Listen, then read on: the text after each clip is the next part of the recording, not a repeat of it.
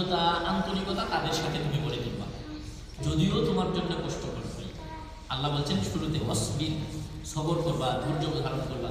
কারণ মানুষ আমরা কেউ ভুলের মধ্যে না।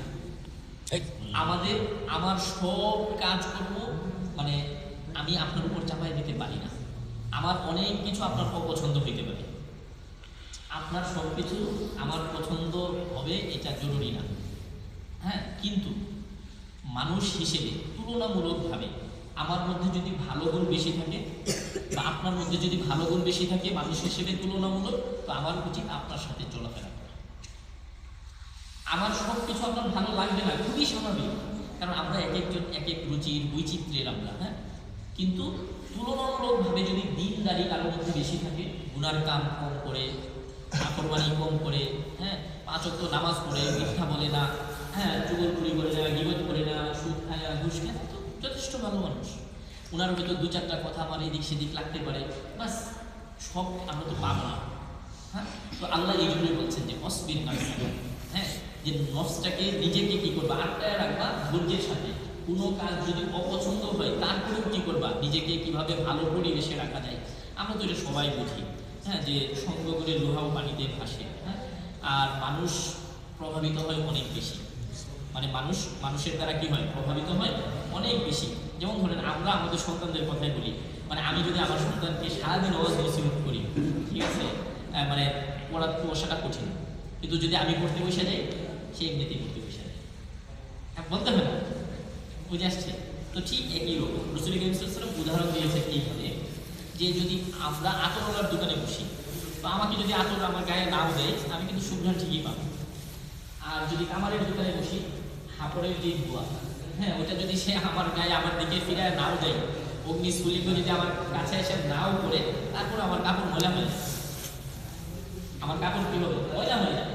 তো ঠিক একইভাবে যদি আমি ভালো মানুষের সাথে থাকি, সৎসঙ্গ যদি আমি অবলম্বন করি, তো আমি এর দ্বারা প্রভাবিত হলে ভালো কাজগুলো করা আমার জন্য সহজ হবে। তো আমার যদি কোনো একটা অপছন্দ হয়, বাস এইটাকে দাফন করে ফেলা।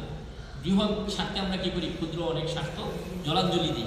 তো ঠিক এরকমভাবে যে ভালো মানুষদের সাথে চলতে গেলে সব পছন্দ হইতে হবে এমন না, কিন্তু যদি তুলনামূলক ভালো হয়, বাস তার সাথে চলার জন্যে আমার নিজেকে একটু দমন করা, নিজের হ্যাঁ ইচ্ছা চাহিদাগুলো একটু কী করা, হাইড করে বাস চলতে থাকা। না হয় কী হবে, যে আমরা তো সামাজিক জীবনা মানুষ, তো আমার সমাজবদ্ধভাবে চলাফেরাটাই আমাদের জীবনের কি একটা আমাদের বৈশিষ্ট্য। তো আমি ভালো মানুষের সংসর্গ যদি ছেড়ে দিই, সংস্পর্শ ছেড়ে দিই, এমনিতেই অটোমেটিকলি কী হবে, মন্দের দিকে আমি চলে যাব। এই জন্য বাস আল্লাহ এই জন্য এই শব্দটা ব্যবহার করছেন অসবির, মানে তুমি তোমার নিজেকে কী করবা, আটকে রাখবা ধৈর্যের সাথে, ধৈর্য ধরবা ভালো মানুষদের সাথে চলার ক্ষেত্রে। এমন হইতে পারে যে ধরেন আমি এমন অনেক কাজ করি যেই কাজগুলো শরীয়ত সম্মত না। এখন আমি একজন ভালো মানুষের সাথে চলাফেরা করতে গেলে উনি আমাকে কিন্তু বলবেন, সাজেস্ট করবেন, পথ দেখাবেন যে আসলে এই কাজগুলো তো সুন্দর না, ভালো না, শরীয়ত সম্মত না। তখন আমার মন চাবে না, তখন আমার কী হবে না, মন চাবে না, দ্বিধায় পড়ে যাব যে তার কাছে গেলে এইটা উপদেশ, ওইটা করা যাবে না, এইটা না, ওইটা না, এইটা ওইটা, এইভাবে ওইভাবে। তখন আল্লাহ বলেছেন কি, বিল গাদাতি ওয়াল ইউরিদুনা ওয়াজহা ওয়ালা তা'দু আইনাকা আনহুম তুরিদু যিনাতাল হায়াতিদ দুনিয়া। যে এই যে ভালো মানুষদের সাথে চলার ক্ষেত্রে যারা ইবাদত বন্দেগী করে, জিকির আজকার করে সকালবেলায় সন্ধ্যাবেলায়, তাদের সাথে চলাফেরার ক্ষেত্রে তুমি চোখ ফিরায় নিও না দুনিয়ার চাকচিক্যের দিকে, মানে তাদের থেকে তুমি ডিটাচ হয়েও না, দুনিয়ার চাকচিক্যে করে, দুনিয়ার মুহে করে তুমি তাদেরকে ছেড়ে চলে যাও।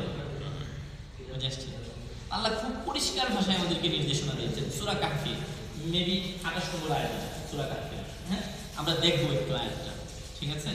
তো আল্লাহ বলছেন যে ওয়ালা তা'দু আইনাকা আনহুম তুরিদু যিনাতাল হায়াতিদ দুনিয়া। আমরা এটা অনেক সময় হয় আমাদের, হ্যাঁ, যে বাস ওনার সাথে চলতে গেলে কষ্ট হয়ে যায়, হ্যাঁ, অনেক নিয়ম কানুন মেনে চলতে হয়, এটা ওইটা নামাজে যাইতে হয়, হ্যাঁ।